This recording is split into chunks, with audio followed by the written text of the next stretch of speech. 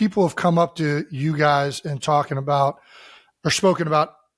how much they've appreciated you being a part of the Chiefs and like their daughters all of a sudden being into sports? Because I get it all the time. Yeah. I can't imagine how much you guys get it, how much the game has grown. It definitely feels like a lot of people say that to us, which is really kind because there was never a thought in either of our heads that was going to be. I had no idea. That was a pleasant surprise. Seeing all the little girls in the stands at games, and you could see a proud father right there standing next to him. It's definitely been fun to see that surprise. I think a lot of the women and girls, maybe they like watched one game to see me cheer on my boyfriend or whatever. But if they stayed, which is what people are saying based on the numbers, that's because the game is so great and it's such an amazing, interesting thing to learn about. I will say it was cool to see the comparison of it all because the way she runs her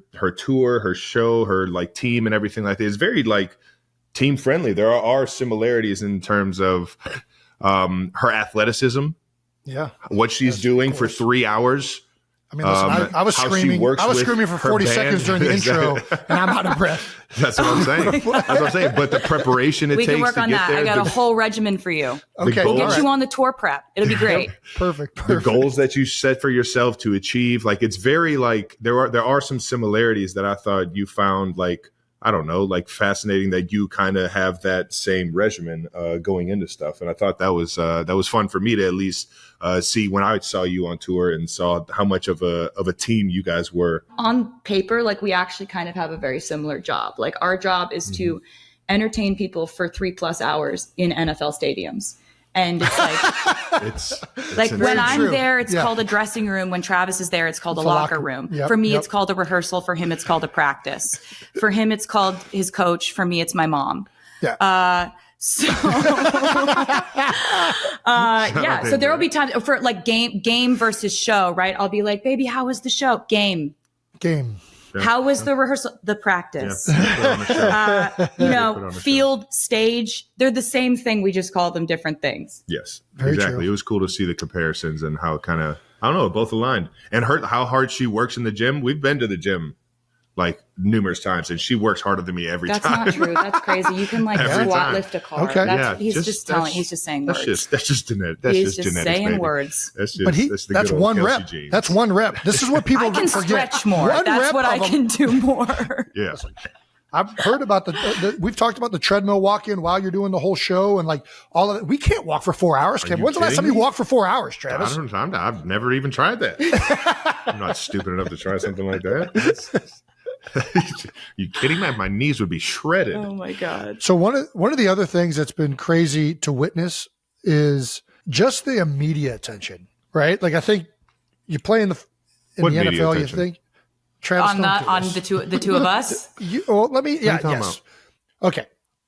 The media attention on your guys' relationship, on the amount of people that talk about it constantly, the theories that are out there, of which I am probably way too invested in. How do you guys handle all of the noise and chatter about everything that's going on in both of your lives? We don't really. I don't see a lot of things. I'm of the firm belief that like, if you're basing your if you're getting your feedback from the internet or from comments and stuff, like I just really think that like anything you feed your brain, it will internalize. Anything you feed the internet, it will kill. Yeah. I've been in the music industry for 20 years. It's pretty hard to hurt my feelings at this point. She's a pro, and it took me a little while to be a pro about it. I think initially, and there's still some like wacko theories from the beginning that I was very like, oh no, like how is she handling this? I don't like the last thing I wanted to do is screw this up. Yeah. So I'm like, in my mind is like her being so calm, cool, collected, and so just real and understanding about everything that's going on really made me grow up real fast in that aspect of things. But also I think the fact that you genuinely find a lot of online discourse to be truly hilarious. Absolutely. Yeah. And hilarious. that changes things for me because discourse and truth. Find the humor in it. Find the humor in it. If he's seeing things and he thinks it's funny, and it doesn't even affect his day at all. Like that's really completely bled into the way that I metabolize these things. It's at a point where like something can be about me. Like my name can be in the actual headline and it can still be none of my business. Okay. Like, people can be out here. People might be out here doing too much. Just shaking ass. Doesn't mean I have to do a damn thing. Yeah. We live in such a social media moment where a lot of people's identities and they get their feedback from that, right? Like, and I'm a real constructive criticism guy. Like, give me constructive criticism all day. Coach I will me take up. it. Coach me up. It'll fuel She's me. an athlete, dude. It's helpful, right? But I have so many like friends or acquaintances or people where like they'll see one comment they don't like, right, and it will ruin their day. It'll ruin their night. Like, and I just want to say to them, like, you should think of your energy as if it's expensive, as if it's like a luxury item. Not everyone can afford it. Yep. Like, not everyone has invested in you in order to be able to have the capital for you to care about this. Right. Because like what you spend your energy on, that's the day. And it's so true. Right? Like it doesn't matter where you were. Like maybe you went to go get coffee today. Maybe you saw friends today. If you were obsessing over one thing that you saw, like you literally like saw some guy call you mid and and you can't stop thinking about it. No, he did not. You can't stop thinking about it. Dude, that's the day then. That's the night then. And so I've been able to sort of mediate a really healthy relationship with not seeing a whole lot. To what you just said too, and social media expounds all of this, because everybody knows if they say one thing, but all of a sudden if they put Taylor Swift attached to it, it's going to get 1,000 more retweets and likes and hate comments or love comments or whatever. It's going to stir up tons of controversy. Totally. And I get this way all the time, where I just recently like went into the facility with Cam Jurgens, and something was happening like in the social media world that I was like, why are people like upset at this person? This is bullshit, yada, yada. And Cam just hit me with like, are they really though? Or did just one person say something? Because I used to get the same way, where I'd get upset. And then it took me like, actually, nobody really gives a shit about this. Jason's early Twitter years. Oh, baby. Oh, my God. Oh, baby. He had to get off. He had to literally step away. It hit me right between the eyes. Because he would respond to, I wouldn't say everybody, but he wasn't shy of letting people know how he felt on Twitter. Oh, yeah. No, based off of their comments. It was honestly, Philadelphia, you guys know this, it was a treat. And it's become a treat again now that he's back on, because you'll have a friendly conversation. Twitter used to be like a different thing, right? Like you remember Twitter. You're like, I fed a squirrel ate a piece of bread. Didn't know they ate bread like that. Straight smashed it. Now that there's autocorrect, I need to get back on Twitter. Used to be, right? I'm like, I need a pair of scissors to open these scissors. Like we're just thinking things, right? It's like a different thing now. And it's kind of about like, information is power, I guess, unless all of your information is geared towards you thinking that everything is about you.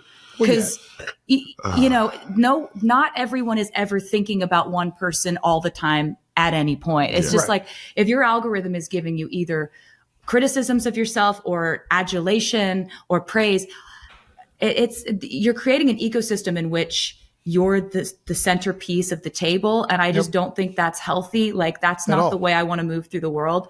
So I do detach from the internet in a huge way. Like I'm just not, I have had my comments disabled on Instagram for like 10 years now. Yeah.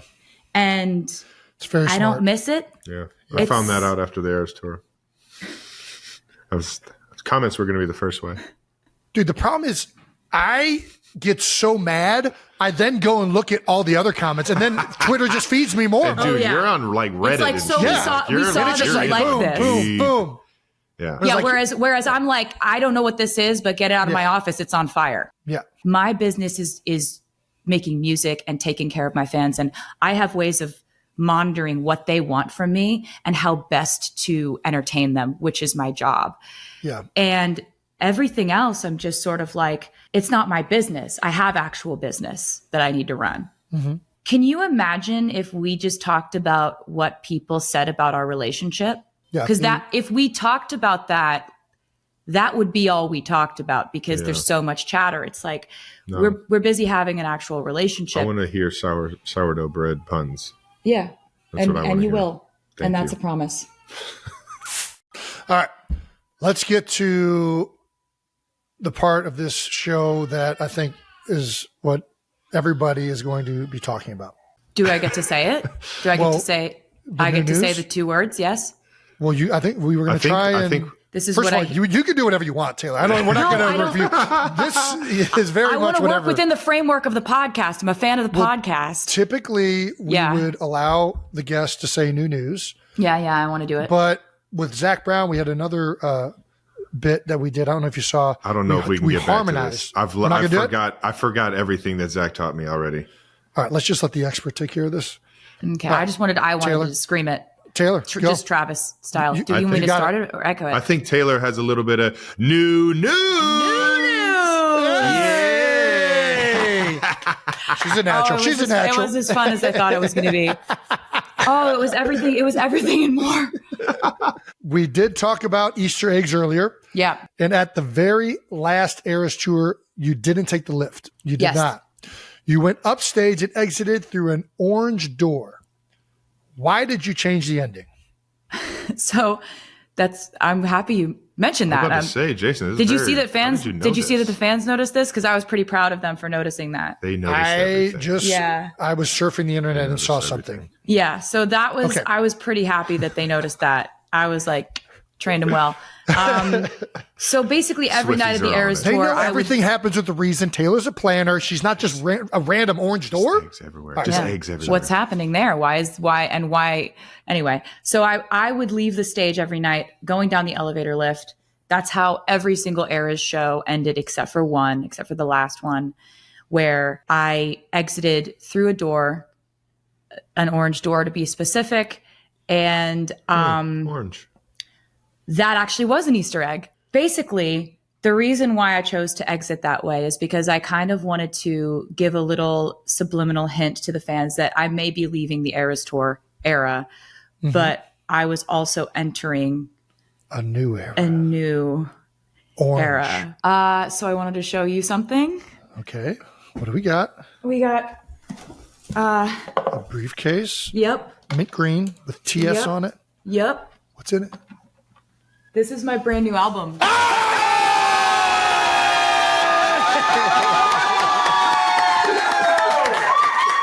got TS12, baby. This is my brand new album. It's called The Life of a Showgirl. Love it. It was something that I was working on while I was in Europe on the Eras tour.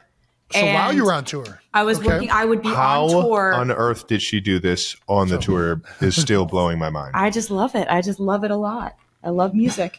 I would be playing shows. I'd do like 3 shows in a row. I'd have 3 days off. I'd fly to Sweden, go back to the tour, and actually like working on this. I was physically exhausted at this point in the tour, but I was so mentally stimulated and so excited to be creating. And this is... And literally living the life of a showgirl. I was. While she wrote it. That's why I called it that.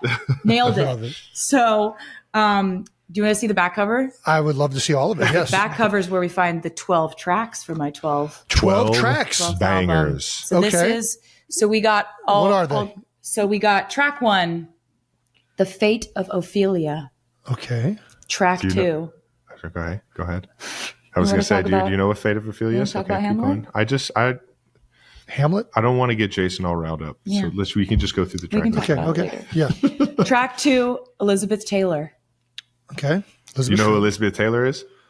You better. I'm just kind of following. along. Okay. All right. Track 3, Opalite. Opalite. Do you know what opalite is, Jason? Why? Can we stop asking me? Okay, I'm done. I'm done asking Jason things. He's like, I hate this structure of the conversation. A lot about this album, and I'm excited. Okay. Track 4, Father Figure. Father Figure. All right. Track 5, Eldest Daughter. Okay. Track 6, Ruin the Friendship. Ooh. Track 7, Actually Romantic. Actually romantic. What if the real reason Taylor Swift believes no one could ever take Travis Kelce away has nothing to do with fame at all? In a surprisingly candid moment, Taylor opened up about the dynamic behind their relationship, and it quickly became clear this isn't just another celebrity romance. It's built on something far more grounded.